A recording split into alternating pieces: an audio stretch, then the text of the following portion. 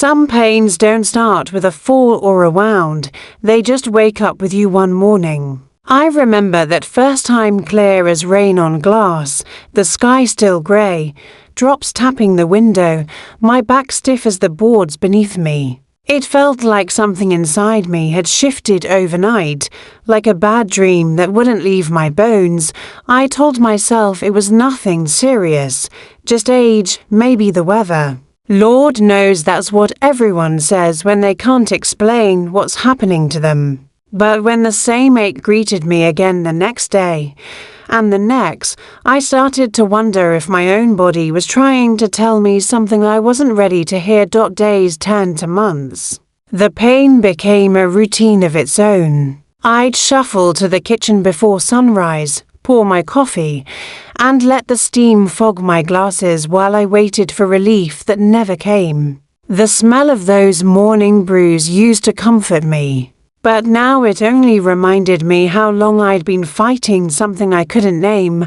I tried everything, new mattresses, warm baths, even stretching like the nurses on TV said. Doctors ran tests, frowned at papers, and told me the same tired thing. You're fine, it's just getting older. But I knew better. One morning, I tried to lift my old coffee pot, the one my husband used every day before work, and nearly dropped it. That scared me more than any doctor's words. I started wondering if life was paying me back for the things I could have done better, or the people I'd forgotten to love. Funny how the mind hunts for guilt when it can't find reason. I stopped talking about it because folks get tired of hearing about pain they can't fix. So I smiled when people asked how I was doing and said, "Oh, you know, hanging in there. That's what we all say when we're barely getting by." But deep down, I knew something wasn't right. Because when life starts hurting without reason, you begin to wonder if it's not the body that's broken, but the soul. That thought kept me up more nights than I can count. I'd stare into the dark, listening to the house breathe, waiting for sleep that never came. And just when I thought I'd made peace with it, that the pain was mine alone to bear, something small began to change. I thought pain couldn't leave the body. Until it started showing up around my house. It started small. The kind of changes you'd almost miss if you weren't already living on the edge of worry. A glass that wasn't where I left it. A picture frame slightly turned on the shelf. Once the back door stood unlocked at dawn, even though I remember twisting that lock tight before bed. At first, I blamed myself. Maybe I'm getting forgetful, I thought. But I've never been the careless type. I've spent my whole life keeping things in order, doors, drawers, cupboards, everything in its place. So I began taking quiet notes in my mind. Every switch flipped, every knob turned, every door checked. And each morning when something didn't match, that same chill returned, no longer in my back, but in my trust. One morning I found it. Footprints in the thin layer of dust by the back door, too big to be mine. The sight froze me still. I stared for what felt like hours, my heartbeat drowning out the morning birds. I thought about calling someone, but what could I even say? That my house felt like it was slowly unbuttoning itself while I slept. Then came the sugar jar. Just a few inches moved across the counter, yet somehow it felt like proof the world was slipping sideways. The air that morning was colder than usual, seeping through my robe, prickling my arms. I stood staring at that jar, whispering to myself, "You locked the door, you did." But my voice didn't sound sure anymore. I stopped talking about it altogether. My daughter would have said I was overthinking. My friends would have laughed. And my husband, well, he wasn't around much by then. Said work kept him busy. I wanted to believe him. But silence has a way of speaking louder than lies. As the days rolled on, that uneasy feeling settled deeper. My home, the place I'd built my whole life in, started feeling unfamiliar. I'd walk through each room slowly, brushing my fingertips over furniture like I needed to remind myself it was still mine. Yet somehow, it felt like it WSN single quotas dot at night. I'd lie there, listening to the old wood creak and sigh, telling myself it was just the house settling. But that comfort wore thin. Because deep down, I knew the truth. Houses don't move on their own every morning. I woke to the same dull ache in my body, but now it carried something heavier, fear, and I couldn't tell where one ended and the other began. Then one night, half asleep and hurting, I heard it, a sound I couldn't place, and in that moment I knew. Maybe I wasn't as alone as I thought. You ever have one of those nights where the world stood still? Where even the ticking clock sounds nervous, like it knows something you don't? That's how it was for me. I went to bed sore as always, the ache deep and stubborn, a heating pad warm against my back. The house was quiet, the kind of quiet that usually feels safe. But that night, the silence had edges. Halfway through the night, I woke without knowing why. The air felt heavy, thick like it was listening. I turned on my side, trying to ease the pain, when I heard it, the faintest creak from the hallway. Not loud, not quick. Just one soft groan of old wood under weight. My eyes opened wide.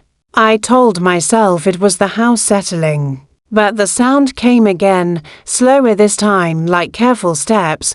I held my breath and listened. There was fabric moving, soft and close, brushing against the door frame. I could feel the pulse in my throat. Every part of me screamed to sit up, to turn on the light, but fear pinned me flat. Strange, isn't it? You live a whole life being brave for everyone else, kids, work, family, and then one quiet sound can make you feel small again. Then, just as suddenly, the sound stopped.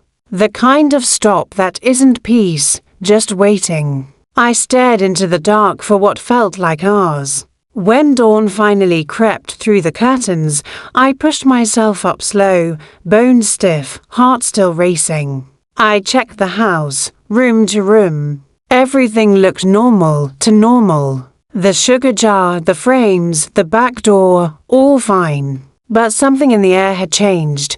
That's when I caught it, a faint whiff of cologne. The kind my husband used to wear years ago. But he wasn't home. That scent shouldn't have been there. I stood frozen, the smell fading as quick as it came, leaving only the echo of my own breath. I told myself again that it was nothing. That I was tired. That the mind can make its own ghosts. But deep down, I knew the difference between memory and presence. This wasn't in my head. It was in my house. The hardest part wasn't the noise. It was not knowing what to trust anymore, my body, my memory, or my mind, and somewhere deep down, something whispered. It wasn't over. By morning, I found it, small, ordinary, but it didn't belong to me. That's when I stopped doubting myself. And started fearing the truth. Morning light has a strange way of telling the truth. And that day, it told me something was terribly wrong. I sat up slow, my back stiff, the air still cool from night. Then I saw it, a small shape on the floor beside my bed. My house key, the one that always hung on the hook by the front door. For a long moment I just stared, not moving, not breathing. That key didn't belong there. When I bent to pick it up, it clinked softly against the wood, a sound so out of place it made my chest tighten. I turned it over in my hand, cold metal against warm skin, and I swear it felt heavier than it ever had before. I went straight to the front door, locked tight. The windows too. Everything looked the same, but nothing felt familiar. I checked the living room, the kitchen, even the porch. No broken glass. No forced lock. Just that key, somehow beside my bed. I tried to reason it out. Maybe I dropped it. Maybe I brought it in without noticing. But I don't forget things like that. I've been keeping this house together for decades. I could walk through it blindfolded and still know where everything sits, down to the squeaky board in the hallway. Still, the longer I looked around, the stranger it felt. The air had a weight to it, thick and quiet, like the walls themselves were listening. I went back to the bedroom and sat on the edge of the bed, the key resting in my palm. My hand shook. I thought about calling my daughter, but what would I even say? Honey, my key walked itself to my bedside. She'd think I was losing it, so I kept it to myself. I made coffee, stared out the window, watched the dew on the grass shimmer under the morning sun. Outside looked so peaceful. Inside, my heart couldn't catch up. The pain in my back throbbed stronger that day, like my body knew something before my mind could catch up.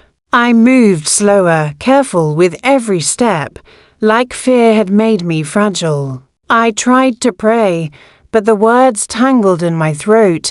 That night, I slipped the key under my pillow, holding it like a secret I wasn't ready to face. I told myself the light would keep me safe, the lamp glowing soft beside the bed.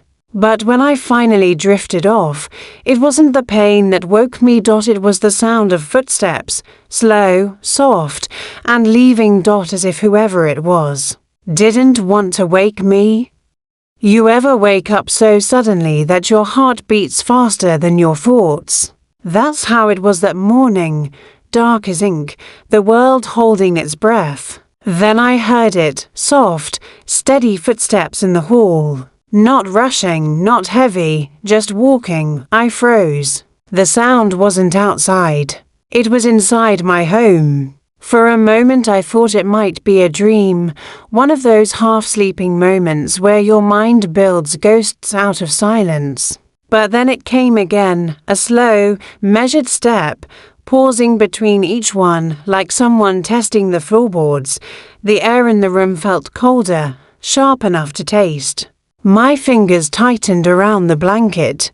I wanted to call out, but my voice stayed trapped somewhere deep in my chest. Funny how you can live a whole life being strong, but when danger comes quietly, it steals the courage first and the breath second. Then everything went still. The house seemed to hold itself quiet, like it was waiting. I lay there with my eyes open to the dark, afraid even to blink. For a long time, there was nothing, no step, no whisper, only the sound of my pulse. When morning finally came, I slipped out of bed, every muscle trembling. My back ached so bad I had to hold the wall just to stand. I checked the house, room to room. Everything looked normal to normal. But in the kitchen, one of the cabinet doors was swinging ever so slightly, like it had just been touched. That sight hit me harder than the footsteps. Proof doesn't need to be loud, it just needs to move. I stood there in my robe, heart pounding, watching that slow motion stop on its own. I didn't breathe until it did. Maybe it was the floorboards. Maybe my imagination, maybe. But deep down, my body knew better. The ache in my back wasn't just pain anymore. It was fear settling into bone. That night, I left a light burning in every room, as if brightness could keep the darkness from remembering me. But sleep never came easy again. I sat up in bed, listening to every creak, every sigh of the house, waiting for something I couldn't name. I wasn't just waiting for the sound anymore. I was waiting for proof I wasn't losing my mind. Or proof that I was, and that's when I knew. Whoever it was hadn't just been close, they'd been right next to me. Asterisk, you'd think after a while you'd stop noticing the little things that go missing. But when you live alone, the little things are your world. They tell you you're still here, that morning. After hearing those footsteps, I went straight to the kitchen, hoping that hot coffee might chase away the chill in my chest. The sun was just peeking through the blinds, painting thin stripes of gold across the counter. For a second, everything looked peaceful again. Then I opened the cabinet, and the door creaked like it hadn't been touched in years. Inside, that space where my medicine bottle should have been, empty, except for the faint ring of dust where it used to sit. The little white ring from the cap was still there on the shelf, like someone had lifted the bottle clean away. I stood frozen, staring at that hollow outline, the kettle whistling softly behind me. My throat went dry. I hadn't touched that bottle in days, I remembered, because I'd been trying to rest my body without pills. I checked every drawer, every trash bin, even under the sink. Nothing. The bottle was gone. I sat down at the table, palms pressed flat, trying to think of a reason. Maybe I threw it out by mistake. Maybe I set it somewhere odd. But my gut said otherwise. Patterns had been forming for weeks. Things moved, sounds at night, now this. It stopped feeling random. It started feeling personal. The ache in my back flared up again, sharp and deep. Pain doesn't just hurt your body, it starts hurting your trust too. I looked around the kitchen, the morning light flickering across my hands. The clock ticked steady on the wall, the only thing in that house still sure of itself. I thought about calling someone. My daughter, maybe even the police. But what would I say? A missing bottle and a bad feeling? They'd call it forgetfulness. Or nerves or age. But I knew better. That night, I made myself a promise. If one more thing went missing, I wouldn't ignore it. I'd write it down. I'd find proof. Because if I didn't, I feared the next thing to disappear. Might be me, and not long after, it happened, something that left a mark I could see. And never forget ... there are some mornings that stay with you forever, not because they're beautiful, but because they change the way you see everything after. I woke before the sun, the sky still pale and sleepy. The dull throb in my back, my oldest shadow, was there again. But this time, something felt different. The air in the room felt heavy, like it was carrying something I hadn't noticed before.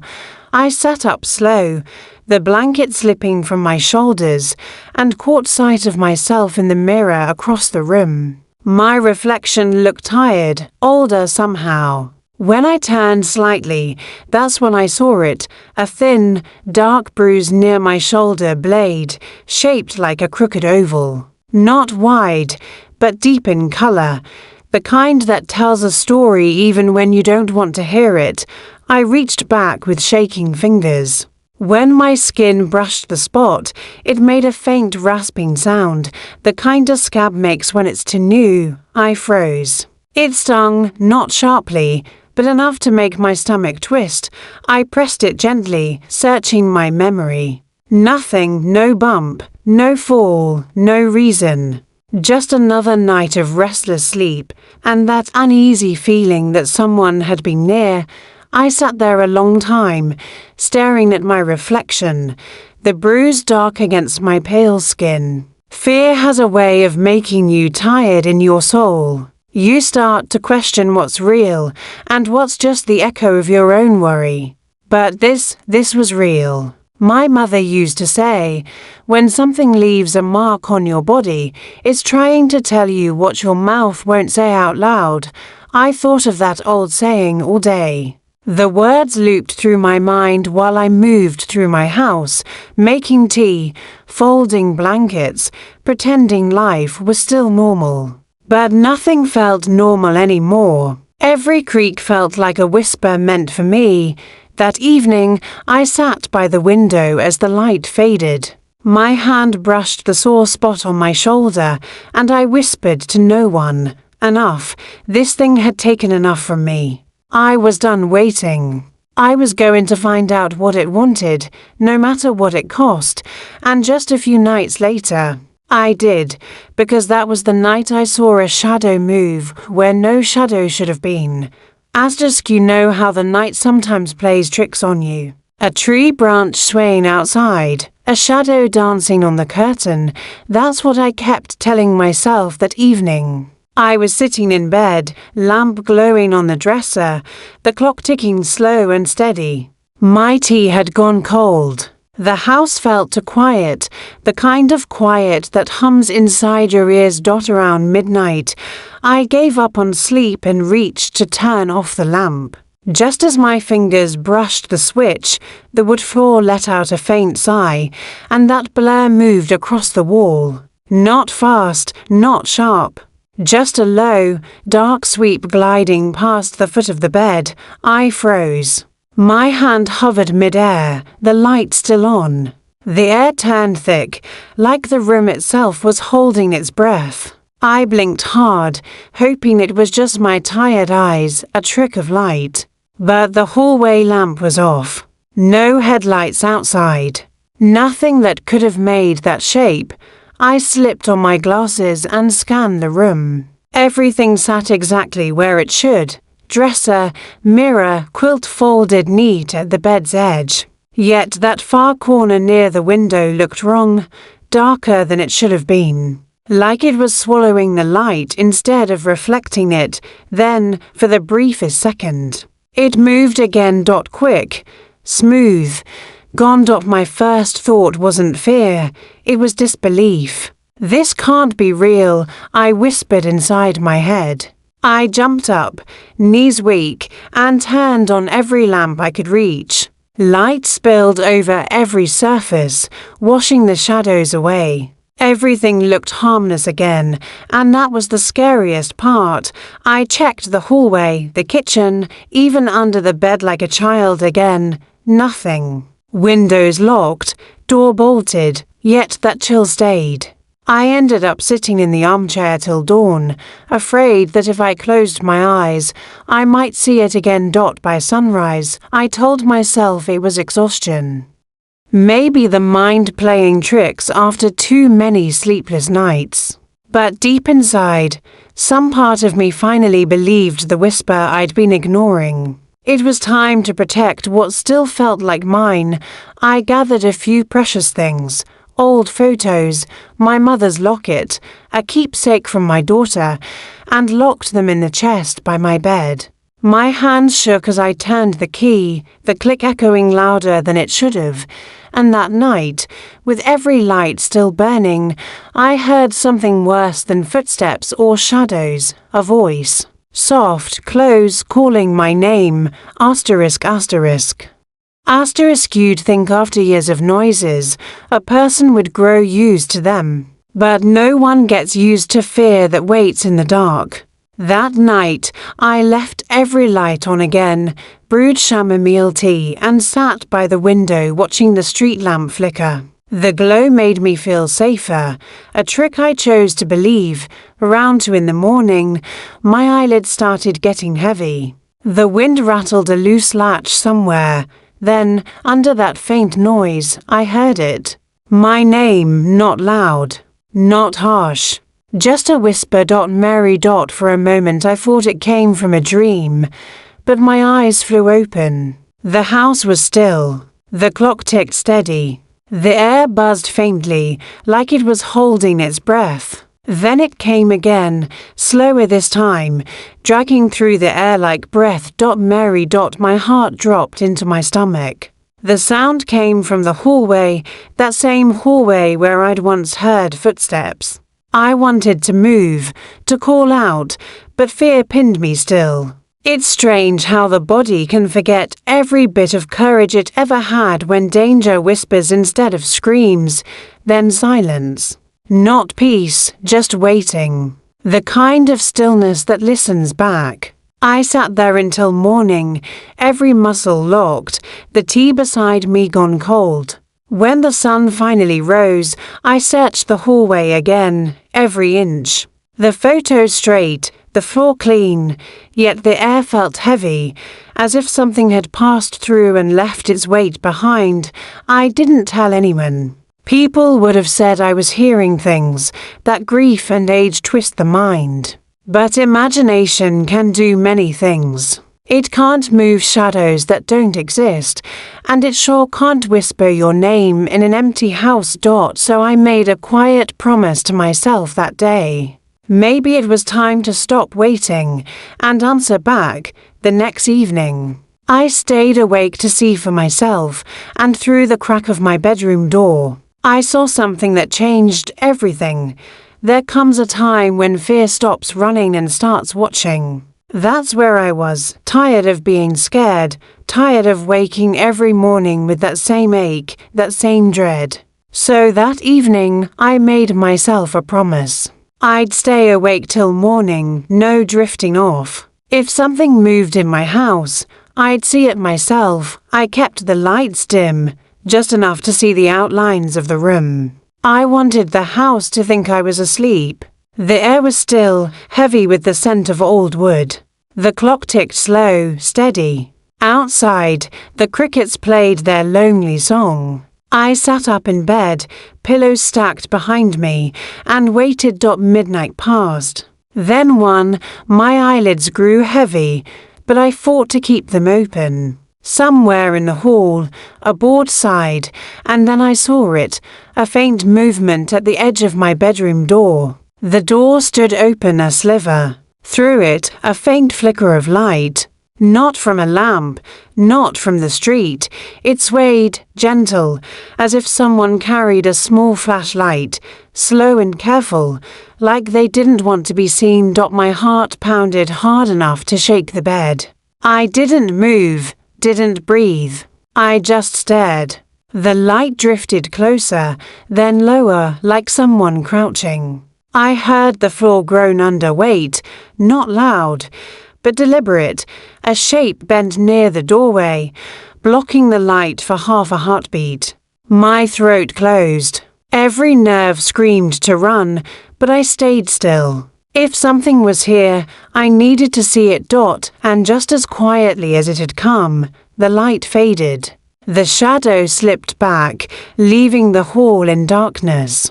I waited 1 minute, 2, nothing. When dawn finally came, I moved at last. My hands were trembling so bad I spilled the glass of water beside me. I checked the hallway, empty. But near the doorway, I saw it, a small smudge in the dust, like a handprint brushed across the floor. I sank down, staring at that mark, my pulse still hammering. It didn't chase me. It didn't need to. It already lived here. The morning light spilled through the window, painting the room gold.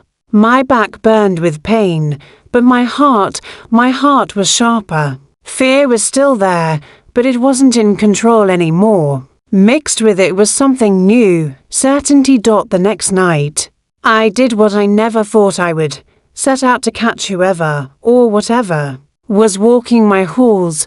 There comes a point when you get too tired to be afraid. I'd lived 7 years with questions clawing at my peace. But that night, after seeing that light through the door, something changed. Fear didn't fade, it hardened into something sharp enough to cut. The next morning, I went about my chores like nothing had happened, watering the plants, folding laundry, feeding the stray cat that visits the porch. But my mind was turning faster than my hands. I was done wondering. I wanted proof. So I made a plan. I started placing small objects around the house, a coin on the kitchen counter, a spoon on the nightstand, a folded towel by the window. Little breadcrumbs, quiet markers that only I would notice. If something moved through my home at night, I'd see the signs come morning. That evening, I made myself tea and sat by the window, watching the sky trade its colors for darkness. Funny how the world stays beautiful even when your heart forgets how to rest. The neighbor's porch light flicked on, and for a second I thought about walking over, just to feel another person's presence. But I didn't. This was something I had to face alone. As the house settled into its nighttime silence, I turned off the main lights and left one small lamp burning in the hall. I sat in bed, pretending to read, but every small noise made my pulse jump.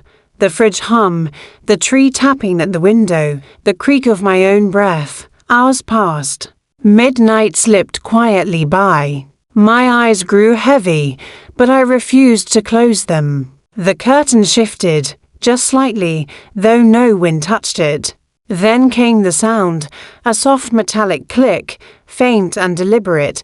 For a heartbeat, I couldn't tell if I was breathing. Every hair on my arm stood up. That sound, that tiny, careful sound, was one I'd never forget. Then it hit me. That sound wasn't from the hallway. It was inside my bedroom. Asterisk, I'll never forget that sound. Soft, metallic, careful, like something small. Deliberate, testing how much noise it could make before I noticed. The house was still. No cars outside, no wind. Just that one sound, hanging in the air like a secret. My breath caught. My pulse thudded so hard it felt louder than the noise itself. Then the floor released a faint sigh, and I saw it. A shimmer near the chest at the foot of my bed. Not light exactly, more like the suggestion of movement, quick and fluid, vanishing as soon as I blinked. I wanted to scream, but fear owned my body now. I just lay there, frozen under the blanket, eyes locked on that chest. The faint glint along its edge seemed to pulse with my heartbeat. Then came another noise, soft as scrape, like metal brushing with minutes, maybe hours. Time forgot itself. My mind raced through explanations, a draft, a mouse, a dream. But no dream leaves that kind of silence afterward, the kind that listens back. I waited until the first pale light slipped through the curtains. Somewhere inside the walls, a soft crack echoed, then silence, the kind that waits. When I finally sat up, my back ached worse than ever. My hands shook as I lifted the lid of that old chest, bracing for whatever had been waiting inside. Nothing. Just the familiar smell of cedar, the soft folds of old blankets, and a faint smear of dust where the latch had been. Only. The small latch itself was unhooked, open. I stared at it for a long time, the early light spilling across my trembling fingers.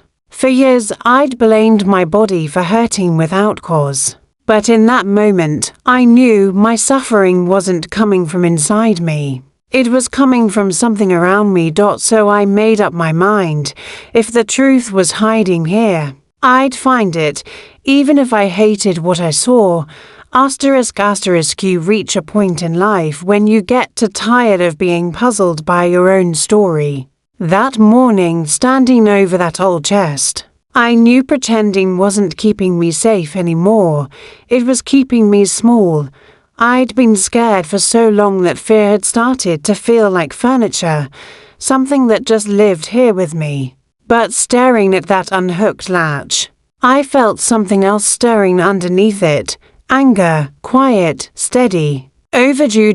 So I did what any tired soul would do when she's had enough. I started writing things down, dates, times, every strange detail. The sugar jar. The footsteps. The whisper. The missing medicine. The bruise. The open chest. Seeing it all on paper made my hands shake. That wasn't the story of a forgetful old woman. It was a trail, and trails lead somewhere. Funny how the world stays lovely, even when your heart can't rest. I remember looking out the window that afternoon, sunlight catching dust in the air, and thinking how peaceful everything looked, like my house had a secret it refused to share. That evening, I walked through every room, slow and deliberate. My fingertips traced the walls, the door frames, the furniture I'd polished for decades. My home had been whispering for years, I just hadn't learned how to listen. When night came again, I didn't pray for rest. I prayed for truth. I set a little recorder by my bed, the old cassette kind I once used to tape family stories. The quiet click of it starting up felt like a promise.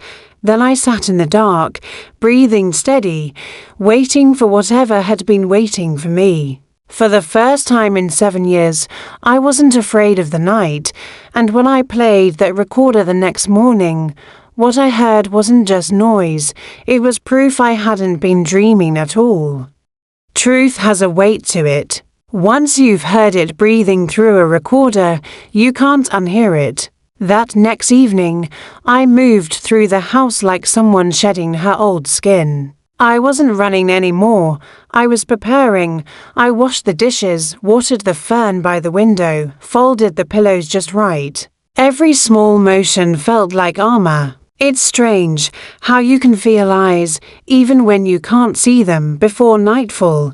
I set to small mirrors, one tilted toward the hallway, the other facing the dresser. I wanted the truth to see itself, for once. The tick-tick of the clock grew slower, heavier. Like it was counting my courage instead of the seconds, the house gave a quiet sigh, with settling. Breath pausing, and then it came, that familiar metallic click. My whole body froze. The lamp flickered once, just enough to turn the mirror's reflection into something that didn't belong. I held my breath. The sound came again, closer now. The tick-tick of the clock grew into a heartbeat.